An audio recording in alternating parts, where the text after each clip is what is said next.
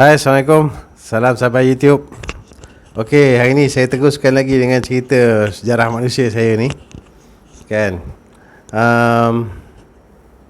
Cerita pasal kebun hujung minggu ni lah. Saya tanam pokok durian. Okey, berbalik kepada cerita yang kita orang Islam ni sebenarnya adalah evolutionary biologist, kan? Mengikut definisi barat lah. Sebenarnya kalau orang Kristian ataupun orang Yahudi pun kalau nak ikutkan, dia orang pun sama macam kita sebenarnya. Kan, bukti dia dalam Genesis 1 dengan Genesis 2. Kan, dalam Genesis 2 dia menceritakan tentang kejadian Nabi Adam AS. Dalam Genesis 1 dia menceritakan tentang kejadian alam, yang mana pada hari ke-6 tu last kali dia mention yang diciptakan manusia. Kan, tapi dalam Genesis 2 dia ceritakan yang diciptakan manusia dulu, kan, dalam Garden of Eden, kan, dan selepas tu diciptakan tumbuhan-tumbuhan dan haiwan. Dia terbalik daripada Genesis 1. Jadi kalau kita tengok balik dalam sejarah manusia ni pun, ini orang-orang pengkaji pengkaji barat lah cerita, kan. Dia kata jagung, ni contoh jagung lah, kan. So jagung ni asal dia macam rumput je, tapi dia ada cultivation apa semua sehingga menghasilkan jagung yang kita kenal sekarang. Dan benda ni pun sama juga kepada pisang dan lain-lain benda lah, kan. Terbikai, apa lagi, tumbuh-tumbuhan. Jadi adakah betul yang tumbuhan-tumbuhan tu is been genetically cultivated by human, ataupun sebenarnya orang kata divine intervention?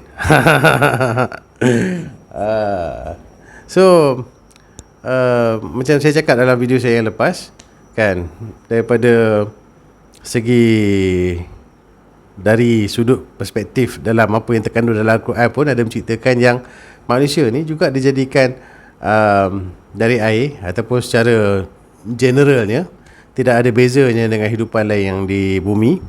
Cuma Nabi Adam AS saja yang dijadikan di syurga.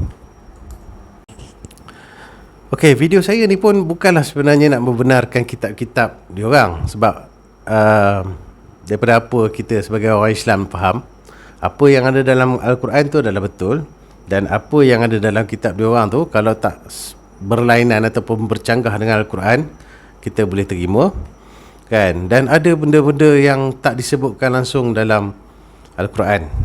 Jadi perkara-perkara yang tak disebutkan dalam Al-Quran itu, kalau dia tak melibatkan hukum ke apa benda ke, mungkin kita boleh terima. Tapi kalau ada percanggahan dengan apa yang kita percaya, kita tak terima lah. Contohnya macam ada juga orang-orang yang dalam komen-komen lepas lah berkenaan dengan Nabi Khidir apa semua, kan. Bukan dalam video saya, tapi video orang lain lah, sebab saya suka mengkaji video ni, kan, dan saya suka baca komen. Jadi saya baca komen dia orang, ada yang menyamakan Nabi Khidir tu dengan susuk misteri yang bernama Melkisedek. So Melkisedek ni, kalau kita tengok dalam kitab Yahudi ataupun kitab Kristian, dia dikatakan hidup sezaman dengan Nabi Ibrahim AS, yang mana Melkisedek ni adalah raja dan juga ketua padri ataupun ketua pendeta. So dalam satu kisah dia bersama dengan Nabi Ibrahim, dikatakan selepas Nabi Ibrahim AS pulang daripada bertempur ke macam mana, ataupun berperang, dia disambut oleh Melkisedek ni dengan roti dan wine. Jadi bila disebutkan roti dan wine ni, kita dah boleh meragui kesahihan cerita tu lah. Dan kalau kita tengok satu YouTube channel berkenaan kisah-kisah agama ni lah, kan, YouTube channel tu Religion for Breakfast. So dia ada ulas tentang sosok yang bernama Melkisedek ni, yang mana memang dia berpendapat besar kemungkinan dia adalah kisah yang suntingan semula, yang mana dia mungkin berlaku pada sekitar zaman Hellenistik, ataupun sekitar zaman Hellenistik ni lebih kurang 300 tahun sebelum Masihi lah kan. Itu pada dia punya pendapat lah kan. Tapi bila kita dah tahu yang dia jadi cerita pasal wine dan roti kepada Nabi Ibrahim, tu dah boleh diragui lah. And then bila ada pendapat daripada di kalangan mereka sendiri pun yang meragui kisah tu, memang kita boleh buang terus lah. Jadi berdasarkan apa yang saya punya rumusan kan, perkara orang kata mengagung-agungkan sesuatu sosok tu kan, sesuatu sosok yang ada dalam kitab tu, ataupun melebih-lebihkan ataupun mengagung-agungkan, ataupun mengada-ngadakan ataupun menambah-nambahkan cerita, bukanlah sesuatu yang asing di kalangan para agamawan terdahulu, termasuk agama Islam sendiri kan. Seperti dalam kisah Ashabul Kahfi lah, ataupun bukan Ashabul Kahfi, kisah Zulkarnain kan. So memang itu adalah orang kata kecenderungan orang-orang zaman dulu kan. Mungkin dia ada satu ideologi ataupun ada satu propaganda ataupun ada satu idea yang dia nak push dalam kisah-kisah dongeng rekaan dia itulah, dalam mengagung-agungkan sesuatu figura tu kan, yang mana benda ni sepatutnya tak berlaku lah di kalangan orang Islam. Jadi tak apalah tu. Video saya pada kali ni saya nak buat ringkas kan. Saya nak menceritakan tentang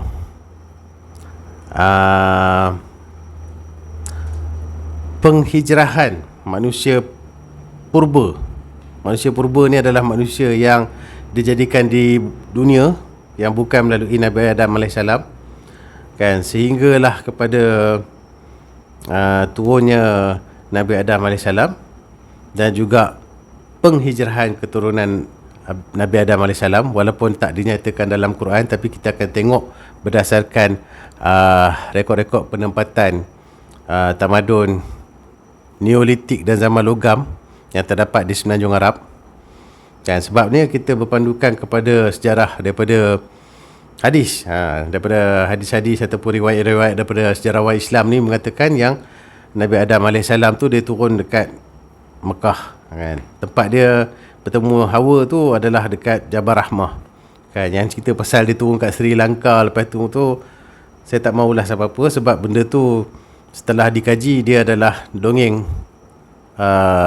rakyat tempatan lah kan. Jadi kita ambil yang dekat Jabal Rahmah tu, tempat di mana dia bertemu dengan Hawa kan. Lepas tu selepas daripada yang kita tengok penempatan zaman logam yang berdekatan dengan Mekah, kita pergi tengok pula dekat sejarah Nabi Nuh AS kan, dan banjir besar. So video ni saya akan stop dekat banjir besar. Kemudian ada satu sambungan lagi di mana kita akan mengulas pertembungan keturunan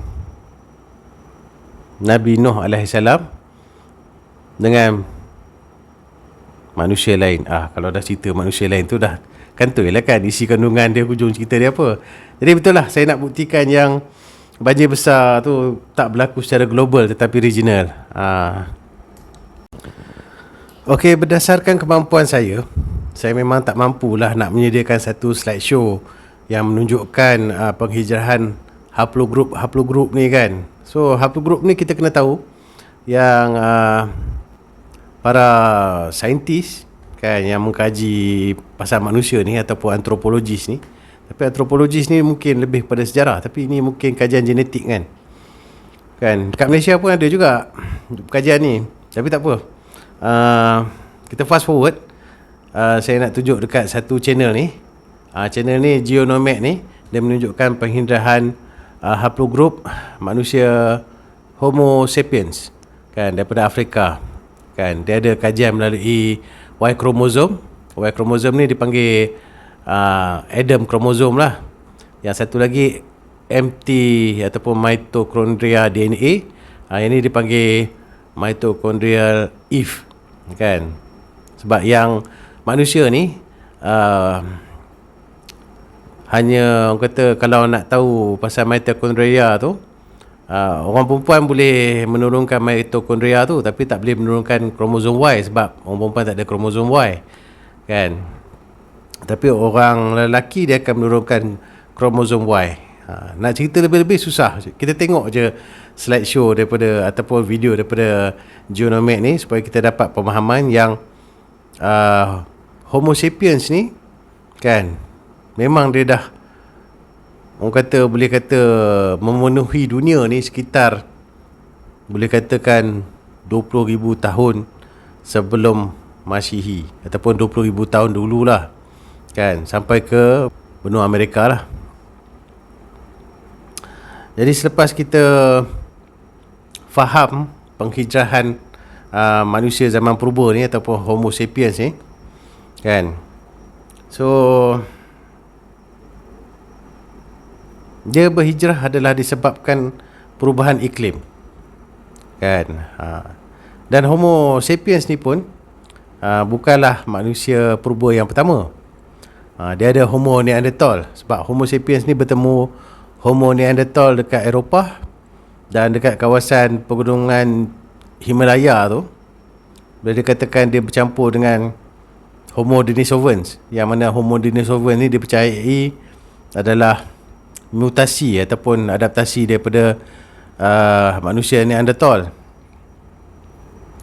So mananya datang kumpulan manusia ni?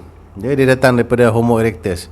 Homo erectus ni dipercayai dia lebih dahulu daripada Homo sapiens, kan. Jadi kat sini nanti orang yang orang kata penyokong teori creationist ni, kan, dia akan membantah lah, kata manusia tak berevolusi daripada beruk. Memang sebab saya pun tak kata manusia ni berevolusi daripada beruk. Sebab daripada segi sains genetiknya, kan, seperti yang saya dah terangkan daripada dalam video yang lepas, memang tak boleh. Cumanya kalau manusia tu dijadikan seperti manusia moden sekarang ni, kan, kesianlah kat manusia moden, manusia purba zaman tu. Sebab manusia moden sekarang ni dia tak sesuai untuk hidup kat zaman yang beratus-ratus ribu tahun yang dulu, kan. Mungkin manusia zaman tu perlu berbulu, perlu otot yang lebih besar, perlu rahang yang lebih besar, kan. Sebab ikut kesesuaian dia orang nak hidup zaman tu lah, kan. Kalau Allah Ta'ala jadikan dia orang macam rupa sekarang ni, mungkin selepas beberapa puluh ribu tahun dia orang akan bermutasi jadi manusia yang kasar juga, kan. Sebab that is the way of living during that period, kan. Cuma Nabi Adam AS dia turun rupa yang dah cantik lah macam kita ni. Tak adalah rupa kasar yang kita pun sendiri tak tahu macam mana rupa dia, kan. Tapi bukan beruk lah. Sebab dalam kajian saintis pun, saintis yang genetik ni dah membuktikan yang DNA tu tak membuktikan yang manusia tu adalah beruk. Sebab DNA ni kita cuma berkongsi maklumat, informasi berkenaan dengan macam mana rupa kita nak jadi, kan. Kita ada mata, kita ada hidung, kita ada telinga, apa semua tu. Tapi programming dia tu datang daripada sel ataupun membran sel. So bila dah kena ada sel, kat mana ada organisma, kan. So yang tu kita jangan bantah. Cuma rupa apa manusia masa mula-mula dijadikan tu, kita kena terima hakikat lah, yang rupa dia memang sesuai dengan cara kehidupan di zaman tu, kan. Nak buat macam mana? Okey, selepas kita mengambil maklum lah berkenaan dengan penghijrahan manusia Homo sapiens ni berdasarkan video yang saya tunjukkan tadi, kan, link video ataupun yalah thumbnail video yang saya tunjuk tu, kan. Kena tengok lah kalau nak faham. Kalau tak nak faham itu tak apalah, saya cerita secara ringkas lah, kan. Manusia ni dah berhijrah ke seluruh dunia, memenuhi seluruh dunia. sekitar 20,000 tahun yang dulu sampai ke benua Amerika, kan. Jadinya pada lebih kurang 50,000 tahun dahulu, manusia Homo sapiens pun dah sampai ke kawasan Mediterranean, termasuklah Semenanjung Arab. Jadi kita pergi kepada sejarah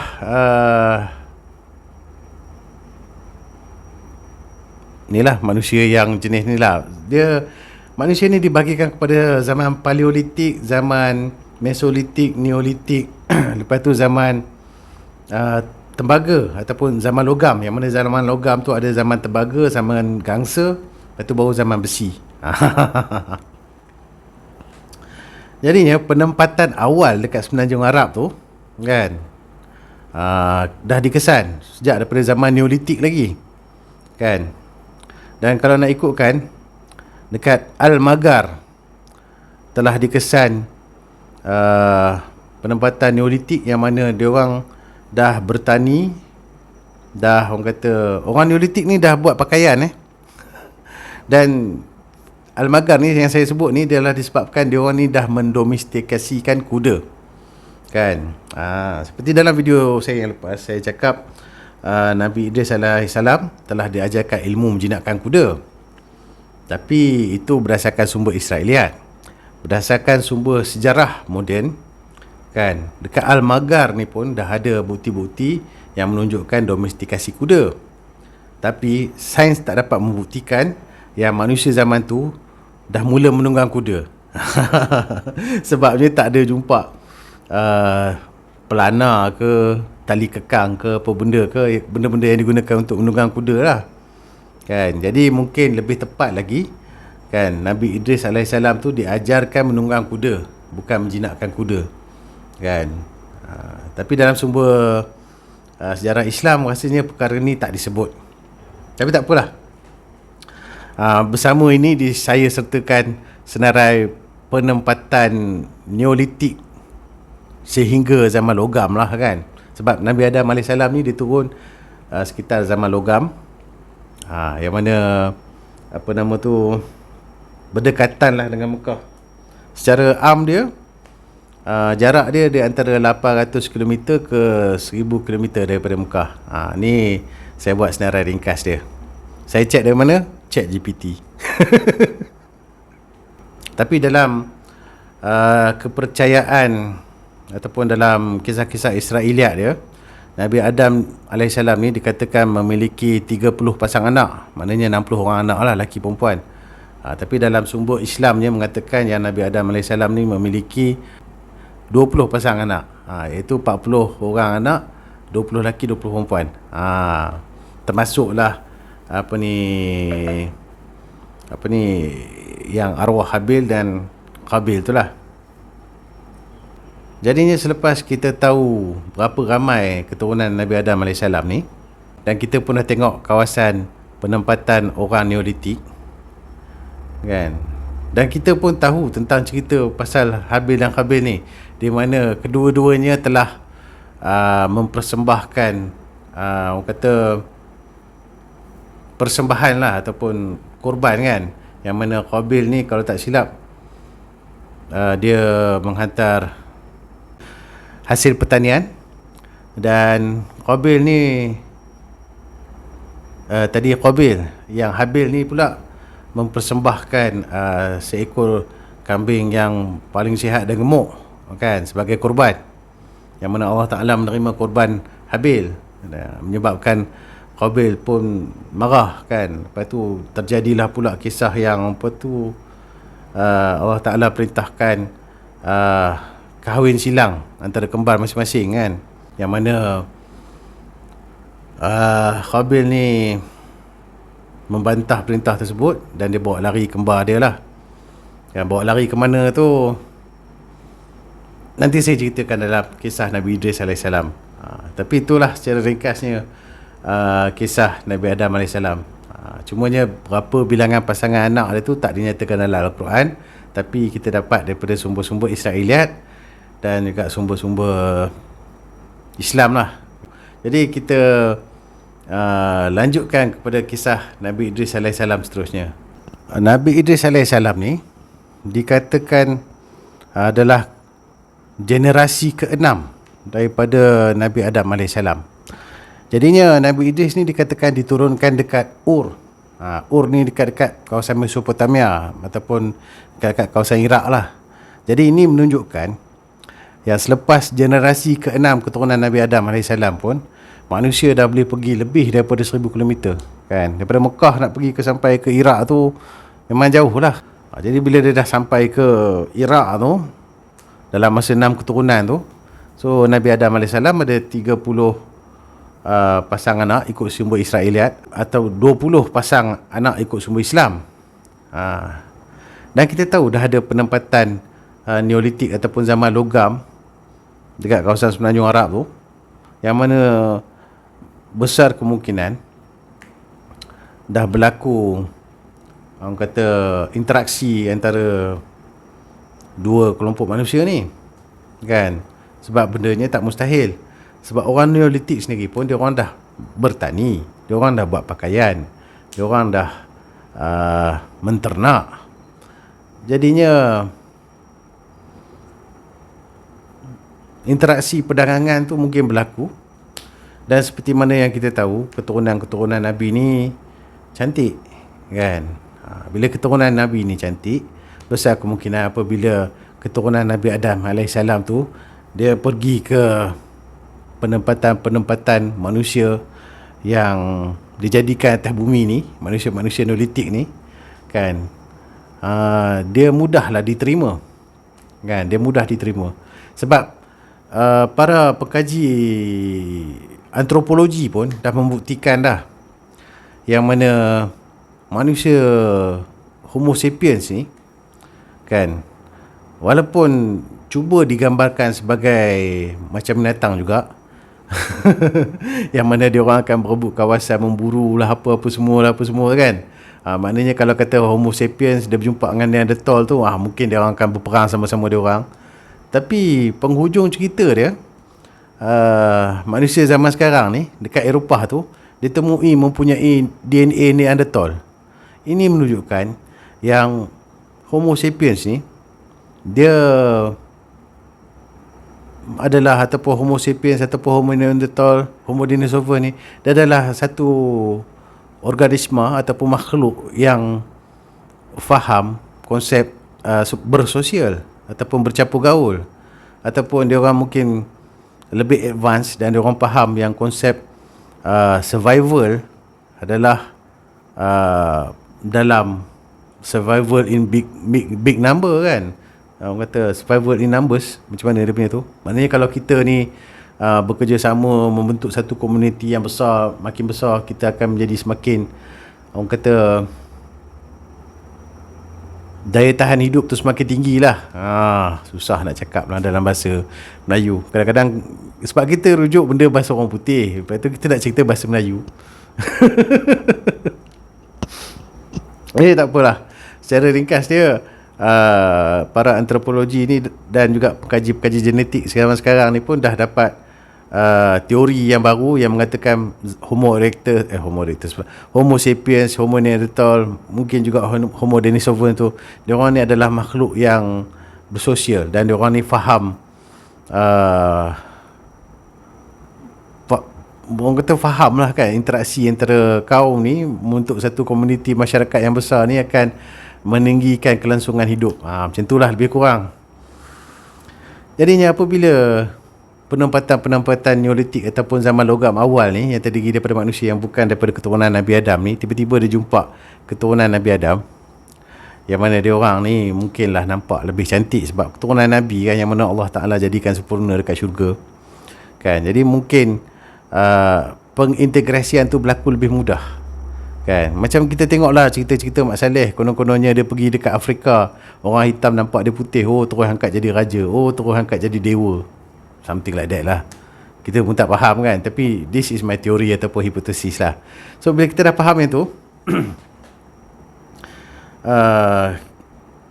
Nabi Idris alaihissalam ni berdasarkan sumber-sumber Israeliat kan, dikatakan diutuskan kepada Bani Qabil. Dalam sumber Islam tak sebut, Kan dalam sumber Israiliyat pun tak semua yang menyebut yang Nabi Idris alaihissalam ni diutuskan kepada Bani Qabil dekat kawasan Ur ataupun Mesopotamia ataupun Iraq. Ini menunjukkan yang Qabil tu selepas dia melarikan diri bersama dengan kembar dia, kan, dia berkembang biak, kan, sehingga ke keturunan ke generasi kelima ke, kan, keempat ke, tak tahu berapa banyak generasi. Yang mana generasi dia tu boleh sampai ke Mesopotamia. Sebab ada yang mengatakan dia ni Bani Qabil lah, yang umat yang diutuskan Nabi Idris ni. Dan dia orang ni adalah satu bangsa yang melawan dakwah Nabi Idris AS ni, sampai Nabi Idris ni daripada disyariatkan untuk berdakwah terus disyariatkan kepada berjihad, kan, sebab dia orang ni adalah satu bangsa yang dah lah melawan dakwah. Dia melakukan orang kata kerosakan pula, kan. Ni adalah bangsa keturunan Bani Qabil. Jadinya Nabi Idris AS ni dalam sumber Islam mengatakan selepas dakwah dia gagal, dia berjihad. Selepas dakwah dia gagal, dia diarahkan untuk berhijrah ke Mesir sebelum diangkatkan ke langit. Dalam sumber Israiliyat saya tak pasti, kan, cuma dia cerita sampai situ je. Dan sumber Islam mengatakan Nabi Idris AS ni hidup sehingga 82 tahun, tapi sumber Israiliyat mengatakan dia hidup sehingga 365 tahun. So tak tahu nak ambil yang mana. Jadi kita ambil lah kedatangan dia tu ataupun kewujudan ataupun kehadiran dia dekat Mesopotamia tu berdakwah kepada Bani Qabil, yang mana Nabi Idris AS tu dah diajarkan ilmu menjinakkan kuda dan juga ilmu menulis. Sebab dekat Mesopotamia tu dah ditemui tulisan kuniform, tulisan yang pertama lebih kurang 3,400 tahun 3,500 tahun sebelum Masihi lah.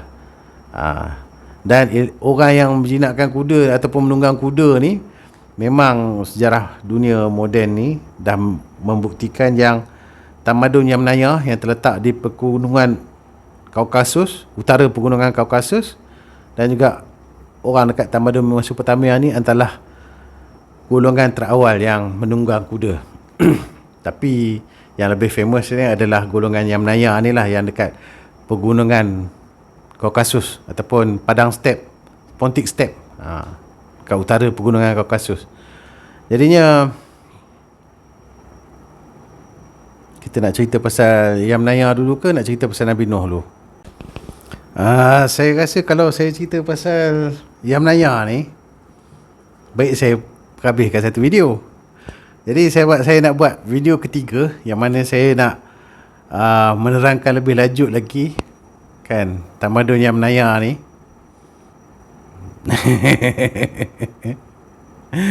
Kan, saya nak menerangkan lebih lanjut lagi, ataupun spekulasi saya lebih lanjut lagi mengenai dengan tamadun Yamnaya ni.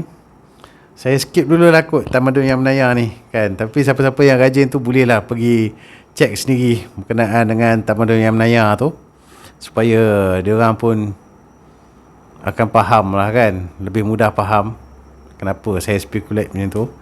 Tapi saya nak cerita tentang Nabi Nuh AS, kan. Nabi Idris tadi lebih kurang 3,700 tahun sebelum Masihi kalau mengikut sumber Israiliyat, kan. Jadi tulisan kuniform lebih kurang 3,500 3,400 tahun sebelum Masihi, kan. Kemudian orang yang pertama ditemui menunggang kuda lebih kurang 3,300 tahun sebelum Masihi.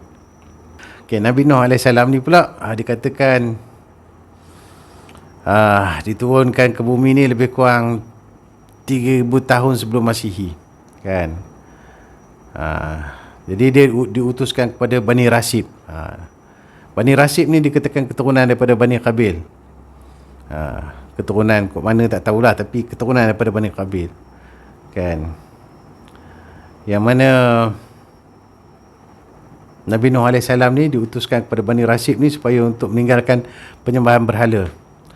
Maknanya keturunan Bani Qabil ni tadi tu ada juga yang dah beriman kepada Allah Ta'ala, ikut dakwah Nabi Idris. Cuma dia orang ni tak dominan. Banyak lagi yang melawan dakwah. Jadinya dalam cerita Nabi Nuh AS tu diceritakan Bani Rashid ni dia menyembah berhala, yang mana berhala tu adalah 5 orang soleh yang hidup pada zaman dahulu, mungkin yang menerima ajaran daripada Nabi Idris AS, yang mana akhirnya termakan hasutan iblis, jadikan patung 5 orang soleh tu sebagai berhala pula lah. Macam mana lah, susah nak explain. Tapi macam itulah orang kata kan, kisah penyembahan berhala yang pertama atas dunia ni kan, dikaitkan dengan zaman Nabi Nuh AS. Yang mana Bani Rashid tu sendiri pun dikatakan pecahan daripada Bani Qabil. Yang mana Nabi Nuh AS pun diturunkan dekat kawasan Mesopotamia juga kan. Yang mana banjir besar tu dikatakan berlaku semasa Nabi Nuh AS ni umur dia lebih kurang 650 tahun dalam sumber Israeliat. So Nabi Nuh AS ni dikatakan generasi ke-10 daripada Nabi Adam melalui sumber Israeliat. Jadinya dalam peristiwa banjir besar Nabi Nuh tu kan, seperti yang dinyatakan dalam Book of Genesis, dikatakan seluruh dunia banjir. Tapi dalam Al-Quran mengatakan yang bencana tu ataupun bala tersebut ditimpakan kepada kaum Nabi Nuh saja kan.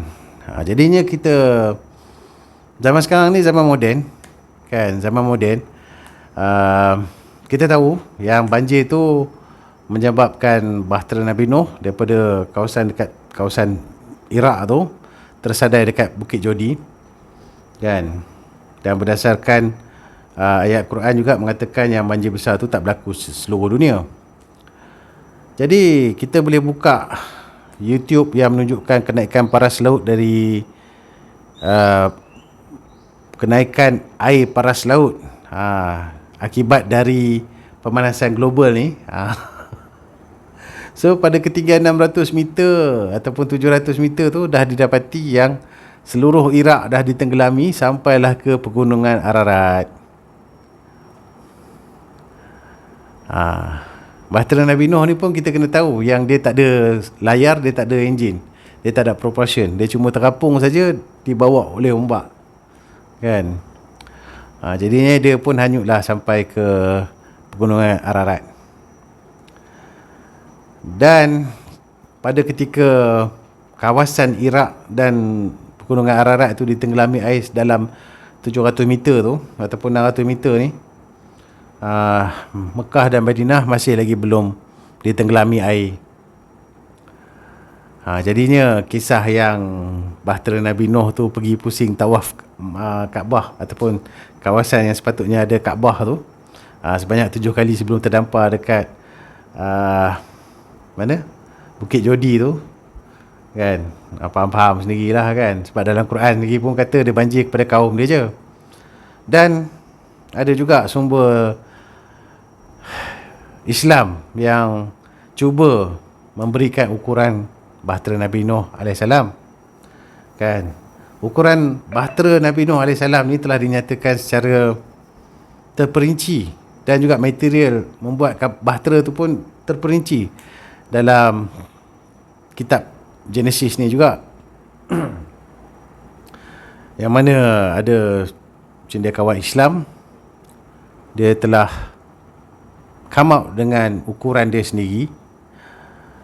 Mungkin berdasarkan hadis yang mengatakan jumlah pengikut Nabi Nuh AS ni sepanjang dia berdakwah adalah 78 ataupun 80 orang saja kan. Tapi kita kena faham, berdasarkan sumber Israeliat, Nabi Nuh AS ni dikatakan hidup sehingga 900 lebih kan.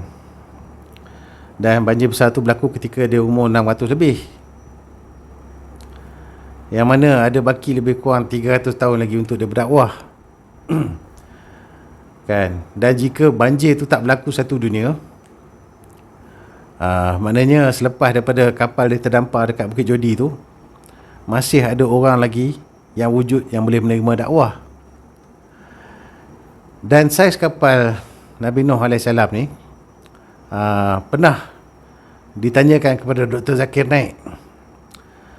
Jadi Dr. Zakir Naik ni secara mudah dia mengatakan saiz bahtera Nabi Nuh AS adalah mengikut apa yang ada dalam kitab Israeliat. Maknanya tak besar sangat lah, lebih kurang panjang 150 meter, lebar 30 meter, tinggi berapa meter je lah kan, tapi 3 tingkat kan. Dan dinyatakan saiz kapalnya tu ataupun bahtera Nabi Nuh AS ni taklah besar sangat, sebabkan banjir tu bukanlah bersifat global. Jadi yang mana perlu naik saja naik kan, termasuk juga bekalan selama dia orang berada dalam bahtera. Jadinya saya tak nak mengulas terlalu banyak lah berkenaan dengan ukuran bahtera Nabi Nuh AS ni kan. Cumanya pakai je lah pendapat Dr. Zakir Naik kan.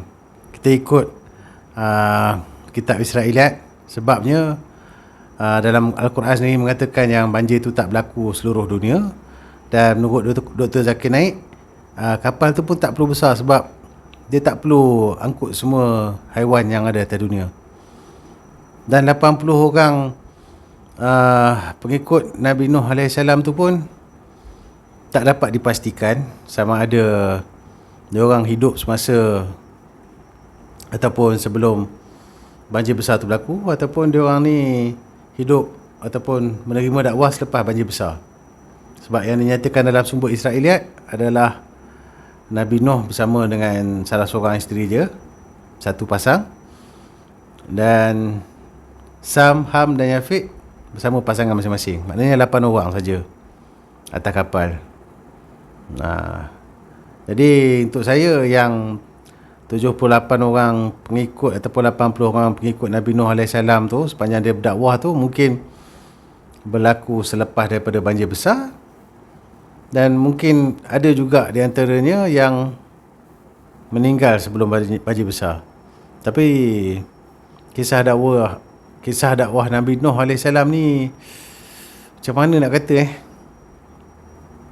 semasa sebelum banjir besar tu memang tak dapat dipastikan berapa ramai pengikut dia kan. Dan akhirnya kita sampailah kepada bahagian yang seterusnya, iaitu dalam kitab Genesis, Table of Nation. Jadi di sini saya tunjukkan secara ringkas dia kan, Table of Nation ni yang menunjukkan daripada keturunan Nabi Nuh AS saja, iaitu Sam, Ham dan Yafid pun dah boleh memenuhi kawasan Mediterranean.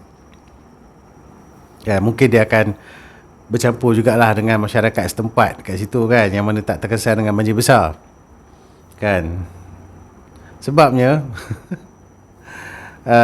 zaman banjir besar tu yang dikatakan berlaku lebih kurang 2500 tahun sebelum Masihi ni, tak tahu lah, ada yang kata 2600 tahun, ada yang kata 2500 tahun sebelum Masihi. Tapi maknanya tak jauh dengan zaman Nabi Ibrahim AS. Zaman Nabi Ibrahim AS tu lebih kurang 2000 tahun sebelum Masihi. Dan masa tu pun orang dekat Mesopotamia ni pun dah berkembang biak. Lepas tu datangnya Raja Namrud apa semua ni, yang mana sama juga perangai dia kan, melawan perintah Allah juga apa semua ni kan. Jadi dalam masa 500 tahun selepas daripada banjir besar tu kan, tiba-tiba nak ada, kalau kata 100% lah keturunan Nabi Nuh AS, kalau kata 100% lah kan, dia orang ni takkanlah tak tahu kan cerita tentang orang kata bala Allah Ta'ala turunkan dekat kaum-kaum datuk nenek moyang dia, melainkan memang bukan ahli keluarga daripada Nabi Ibrahim Nabi Nuh AS kan. Sebab terlampau cepat nak ingkar. Memanglah betul ada lagu Raihan yang mengatakan iman tak dapat diwarisi kan. Tapi itulah kan, Kalau secara logiknya kita fikir pun, dalam masa 500 tahun, susah nak kata. Tapi dalam sejarah moden sendiri pun benda ni bukan tak pernah berlaku. Benda ni pernah berlaku di zaman zaman orang kata penaklukan ataupun zaman perluasan kuasa daripada barat ni lah, dekat kawasan Nusantara ni kan. Yang Britishnya, yang Portugisnya datang dekat Malaysia, yang Belandanya pergi dekat Indonesia kan. Lepas tu yang Spanyolnya pergi dekat Filipin. Dan selepas 500-600 tahun tu, we see what happened to the Philippines lah. Langsung tak ada orang Islam kan, kecuali dekat bahagian selatan Filipin. So this thing can happen, but have to ada influence daripada luar kan. Jadi dekat Table of Nations ni kita ambil perhatian kepada keturunan Nabi Nuh AS ni, yang bernama Ashkenaz dan juga yang bernama Magog. Dan kita tengok Ashkenaz ni dia pergi kat pegunungan Kaukasus, tempat Bani Qabil tadi. Dan Magog ni juga, walaupun dia mula-mulanya berhijrah ke Turki, tapi akhirnya dia sampai juga dekat pegunungan Kaukasus. Jadi itu sajalah perkongsian saya pada kali ini. Sampai berjumpa lagi. Assalamualaikum.